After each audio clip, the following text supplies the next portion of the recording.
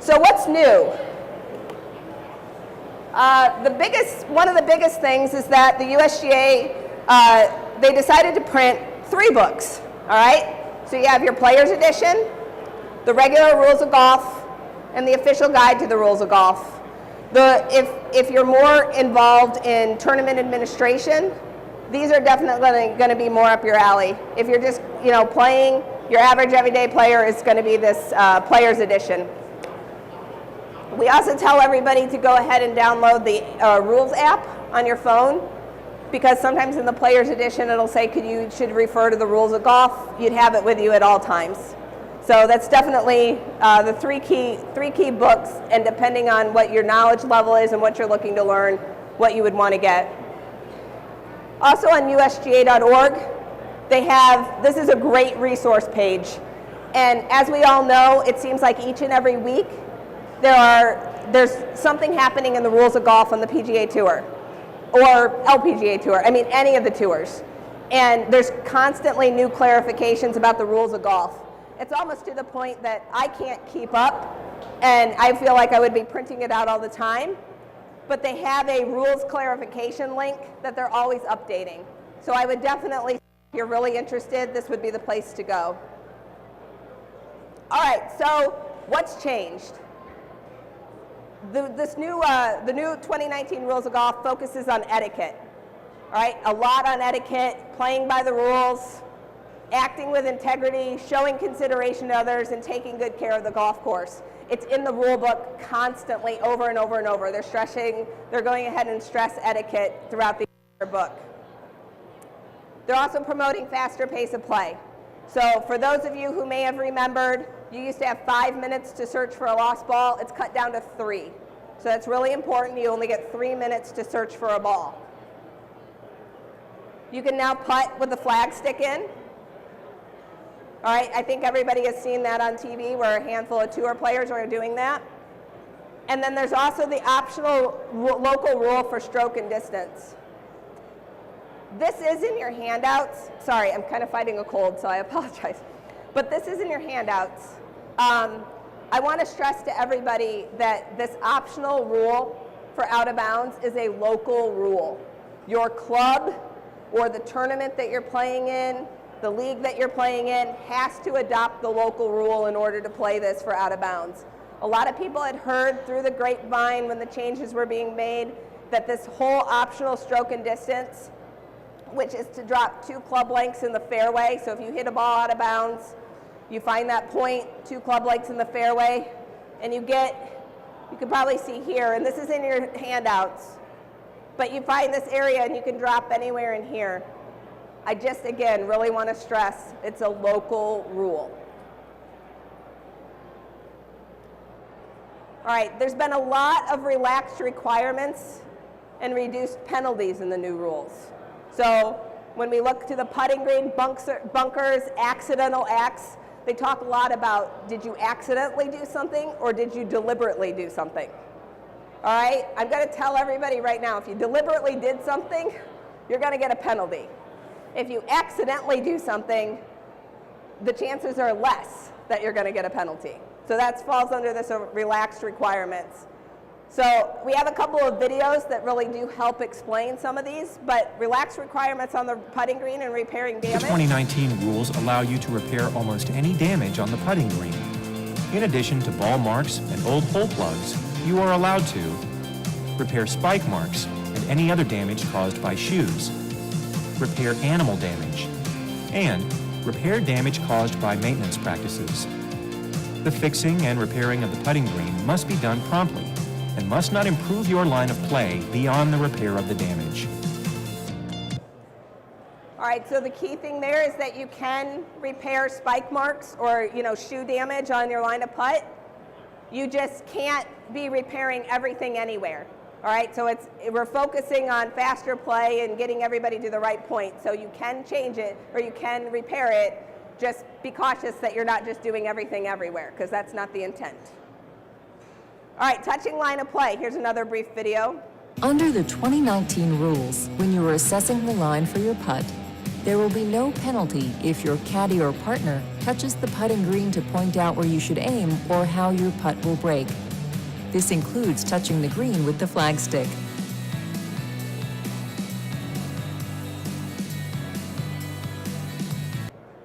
All right, this used to be a big time no, touching your line of putt or touching the putting green to indicate where you're supposed to go, but now that's okay. And then accidental movement of the ball, we'll watch this as well. Under the 2019 rules, if you accidentally move your ball or ball marker on the putting green, there is no penalty. For example, if you accidentally move your ball in making a practice swing or in preparing for your stroke, drop your ball marker on your ball and move it. Move your ball with your foot.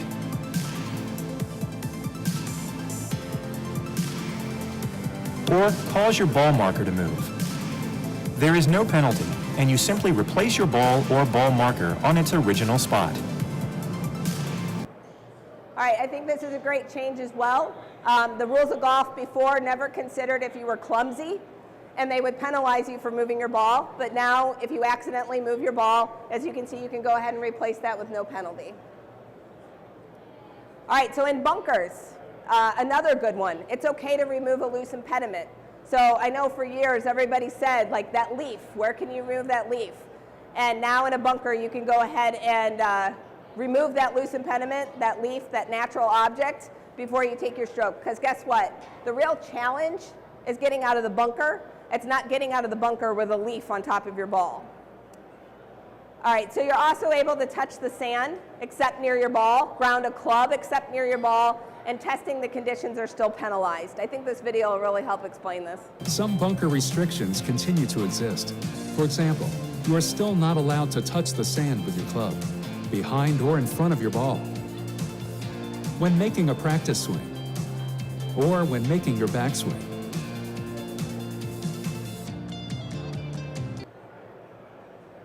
All right, so still as before, you can't touch the sand around your ball, but there's still a lot less restrictions on when you're going to be penalized. All right, so accidental acts and occurrences.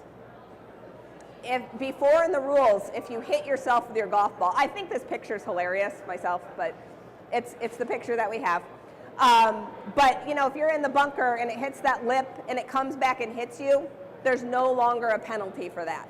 All right, there used to be, no longer. So that's okay. It's again accidental deflection.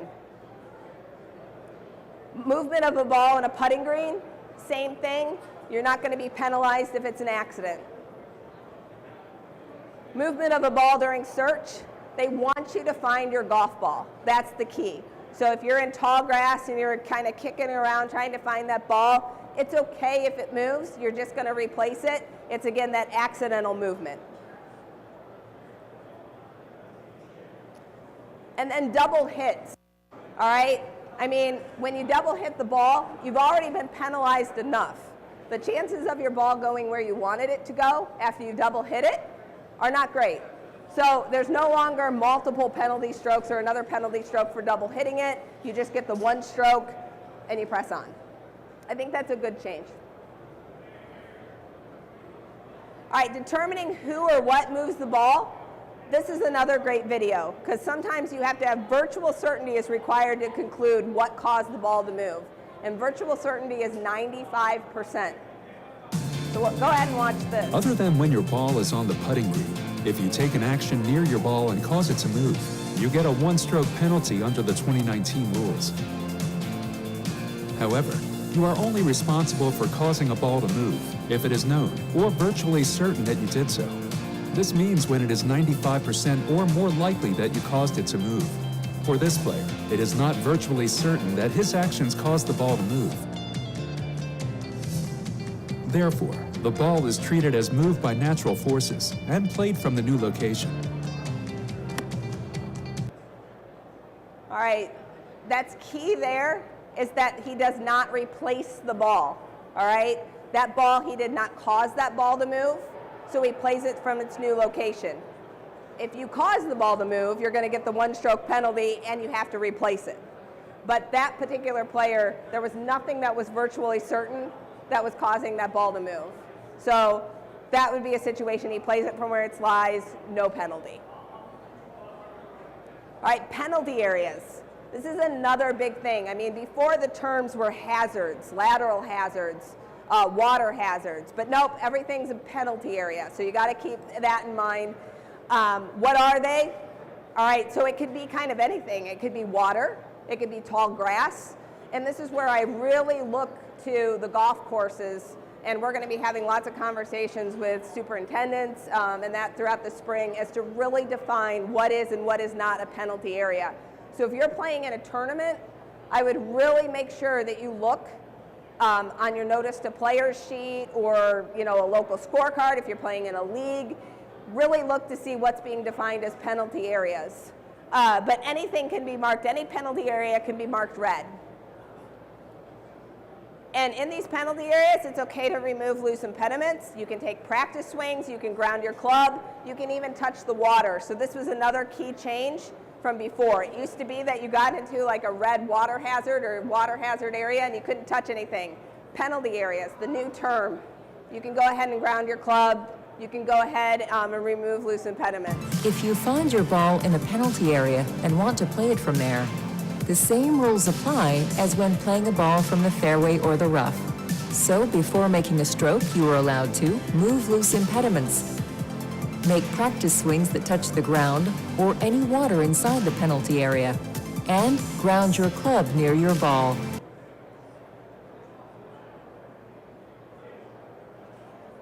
All right, so with relief options, the red penalty areas are always going to be listed first in the book, then yellow. A misconception has been that they're going to eliminate yellow areas. That's just an option. I can tell you from the CDGA point of view, we're probably not going to paint a lot of things in our own tournaments yellow unless it's really how the hole needs to be played. Most things are going to be painted as a red penalty area. So for the red penalty areas, you do have options. You could always do stroke and distance. You have this back on line relief, which I think this video actually explains it really well. When taking relief from a penalty area for one penalty stroke, one of your relief options in the 2019 rules is going back on the line. Follow these steps. Estimate the point on the edge of the penalty area where your ball last crossed as it went in. Imagine a straight line running from the hole through that estimated point and extending behind the penalty area. Go back as far as you like and identify a spot on that line. Measure or estimate a 1 club length wide relief area on either side of and behind that spot. In the 2019 rules, a club length is always the longest club in your bag except your putter. Then drop a ball in the relief area. Your dropped ball must land in and be played from the relief area. That's very similar to how the relief was before. They just changed the term to back on line relief. The key is you're picking a reference point, all right? So once you pick that reference point, that's determining where you're gonna drop it and where the ball needs to remain at rest. And then for red penalty areas only, there's still the option for lateral relief, which is the 2 club lengths, which we're all used to. All right, well, one option that they removed from the rules of golf was the equidistant option. How many of you ever used that point equidistant from where you crossed? Okay, so they've eliminated that from the rules of golf. However, a golf course or a tournament can adopt it as a local rule for a specific hole. I think what really they found out was that this was not a practical option about 95% of the time. So there was no point in putting it in the rules of golf. However, a golf course still has the option to adopt it as a local rule, which I think is good because there are holes out there, even within our district, that it's definitely something that a club would want to adopt. All right, dropping procedures. How many people saw yesterday Ricky Fowler get penalized? Okay, I just happened, I was here and we have a TV in our booth and lo and behold, I happened to see this. But the key here is dropping from knee height. You have to drop in the right way. When dropping your ball under the new rules, the likelihood you will need only 1 drop will increase, while the randomness of your resulting lie will be preserved. The procedure is simple. Hold the ball at knee height, let go of it so it falls straight down, and make sure that it lands and comes to rest in the relief area. Don't throw, roll, or spin the ball, and don't let it hit you as it falls. All right, so obviously yesterday Ricky did not drop in the right way. He dropped in the old way, which is not the right way.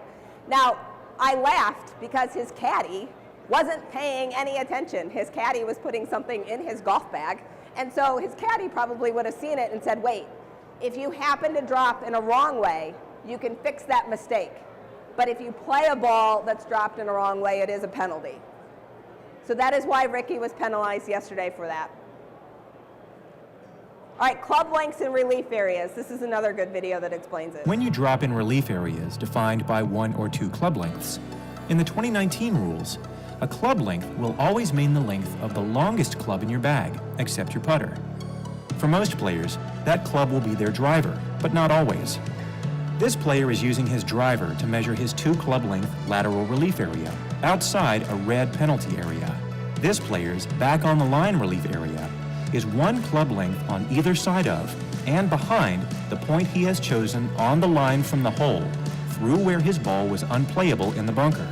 He is estimating the size of his relief area without measuring, then dropping well within 1 club length of that point. Finally, when a player measures with a shorter club, it is still the longest club in their bag, except the putter that defines the relief area. Remember, when you drop, your ball must always land in, come to rest in, and be played from the relief area. I personally think this is a great change. There used to be a lot of confusion about when you dropped a ball, if it was in play or not. And there was all this language about it could roll up to 2 club lengths away and it would still be in play and no closer to the hole. But the great thing about this is that now you're picking a relief area point. You're finding that relief area, and when you drop your ball in the right way, knee height, that stays in that relief area.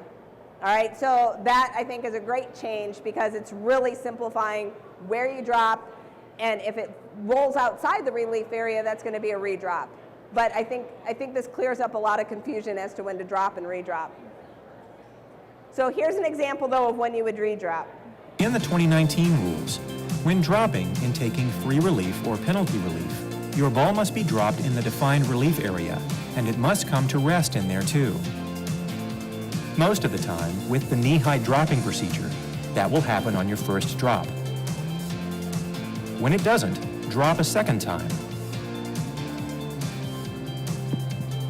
If that drop doesn't stay within the relief area either, place a ball where your second drop first touched the ground.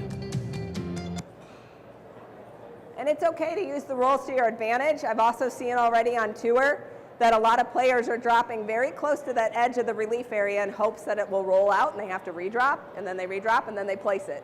So you can use this to your advantage. Just note that if the ball stays within the relief area, it's not going to be a redrop. So when dropping, this is a change as well. You can always substitute a ball.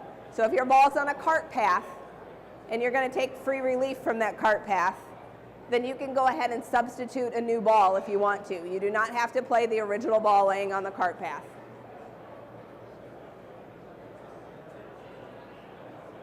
All right, unplayable ball in bunkers. Again, I think this is another great change.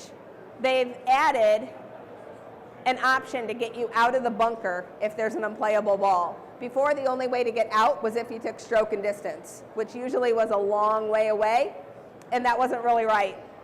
So you still have your options of you can take 2 club lengths, you can keep yourself on a back of line relief and drop in the bunker. That's only going to cost you 1, okay? Or to get out, you can go back of line relief as far as you want to out of the bunker, just it's going to cost you an additional penalty stroke. But it's great because there's an option now to get you out of the bunker, which is what people had been looking for before, and you don't have to go all the way back for stroke and distance. All right, advice and help. There's been a lot of discussion on caddies as well. I think, though, that the confusion becomes, and I mean, I'll speak for myself, but I do not play golf on TV. So I don't have the problems. If anybody's playing golf on TV, then, you know, this is where the caddy things have been a little bit iffy as to when that caddy is moved or not moved. But the caddy is not allowed to stand behind the player to help with alignment. The caddies can always mark, lift, and clean the ball on the putting green. If you play golf with a caddy regularly, it's best to tell the caddy, when it is my turn to hit, you need to walk away. Therefore, you will never be penalized for a caddy assisting you in alignment. All right, damaged clubs. Again, a good change. Sometimes clubs are damaged. Sometimes golfers are angry. If you do happen to damage your club, you can still use that club in its damaged state. Distance measuring devices. This used to be by local rule only. It is now a rule of golf. A local rule can be adopted to not allow them. All right, so those are the key changes. I know that's a very glossy overview of the rules of golf, but we only had about the 30 minutes here to discuss. If anybody has any questions, I'd love to answer them. If nobody has any questions, I explained everything perfectly. Yes?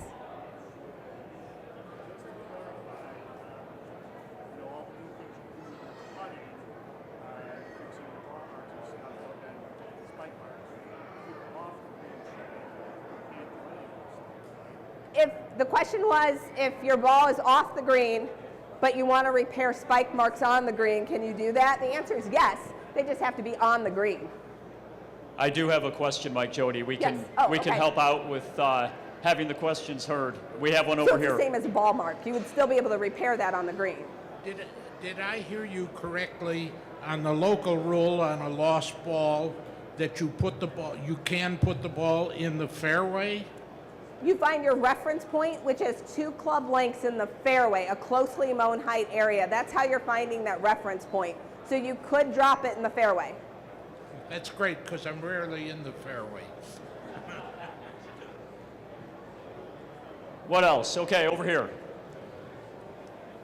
If I hit it in the bunker and there's a clump of sand, can that be considered a loose impediment?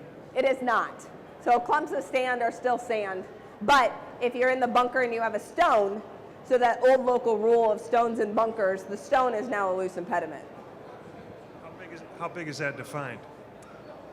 Well, I usually say that it has to be something that would cause a dangerous situation. Because again, we're not in there going to be picking every little thing out. Jodi, one thing I'm curious about, and we'll get to another question here in just a moment. The gentleman in the white cap, we will get to you. You were talking about the etiquette earlier and that being such a top priority.